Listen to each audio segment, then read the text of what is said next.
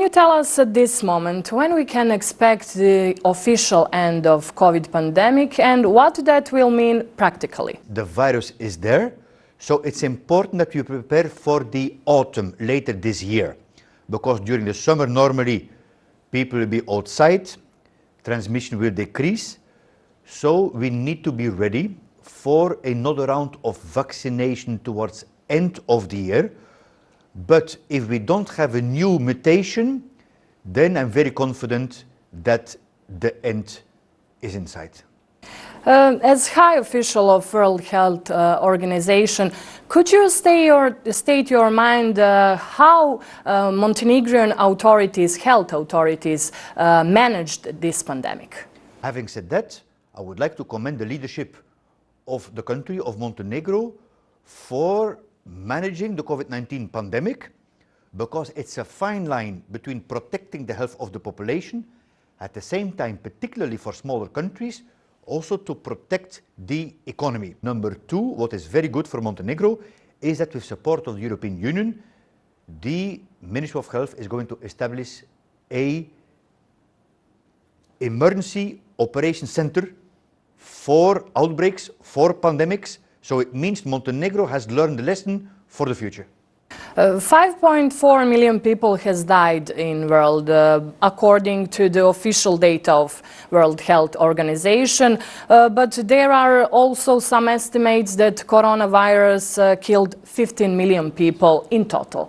In Montenegro, more than 2,720 people died. What is assessment of World Health Organization when we talk about COVID mortality rate in Montenegro?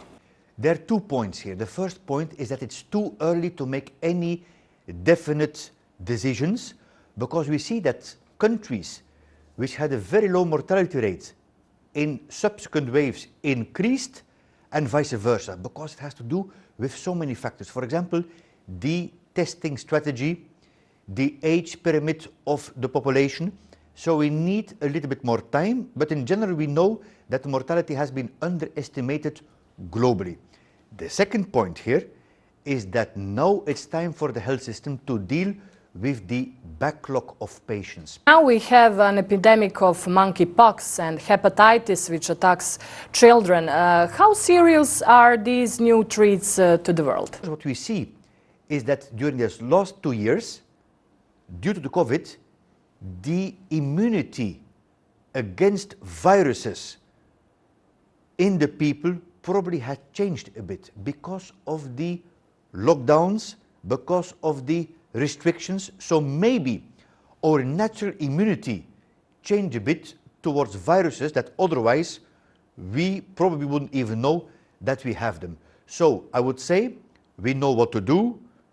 There is no any reason for panic, but we need to be vigilant and understand why is it that this is happening.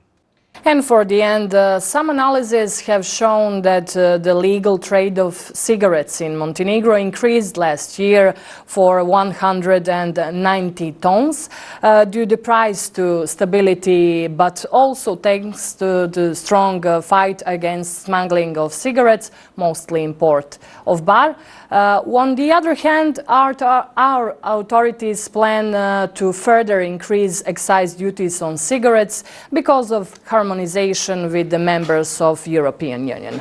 What is your opinion about that? It requires a lot of courage, congratulations for that one, and also excise taxes, which has been proven a very effective instrument to push back the use of tobacco, because tobacco is still the #1 killer in the world of the people. Mr. KLUGE, thank you for this interview. Hvala puno.